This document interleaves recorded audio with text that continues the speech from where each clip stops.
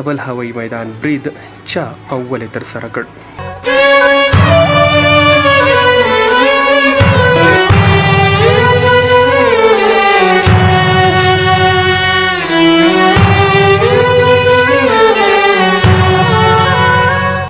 د اسلامي امارت د قیام څخه وروسته د لومړۍ پیښه ده چې رامنځته شوې ده. د یادې پیښې په اړه د اسلامي امارت ویاند ذبیح الله مجاهد وایي یاده پیښه په هغه ځای کې منځته راغلې چې مسؤلیت یې د امریکایي ځواکونو پر غاړه و.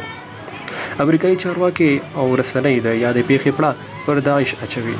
چې امریکا دا پریکړه یوه احمقانه پریکړه ده په داسې حال کې چې داعش په افغانستان کې هیڅ قسمه فعالیت نه لري او یاده ډله په بشپړ ډول په افغانستان کې له منځه تللې ده. تر ټولو مهمه نقطه دا ده چې د امریکا د وتلو وروسته او د اسلامي امارت د قیام سره سم ولې یو ځل بیا د داعش د فعالیتونو اوازې خپرې شوې.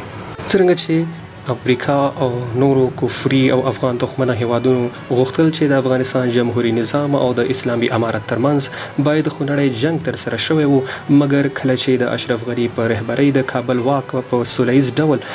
منتقل شو او د ویرې تویولو مخه ونیول شوه، نو ټول کفري او افغان دښمنه هیوادونه په خپله لوبه کې پاتې راغله.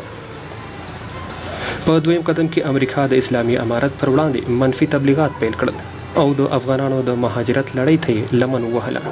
گویا طالبان د وحشت او دهشت نظام منځته راوړونکي دي، مګر برعکس طالبانو ټولو افغانانو ته عمومي عفوه اعلان کړه.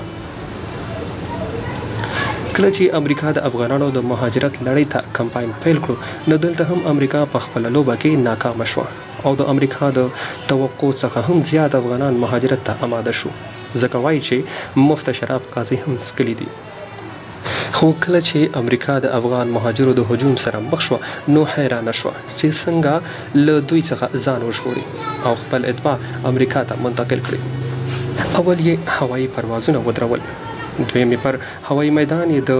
برید اوازه خپره کړه، مګر کله چې د دومره فشار سره هم افغانان د هوایي میدان څخه په شا نشول، نو امریکا د داعش په نامه د خپل کنټرول لاندې سیمه کې بمي چاودنه وکړه چې په لسګونو افغانانو ته یې پکې مرګ ژوبله واوښته. نو دا یو ښکاره حقیقت دی چې یاده چاودنه امریکا په خپل لاس کړې ده څو د مهاجرت په نامه راپارېدلو افغانانو څخه ځان وژغوري،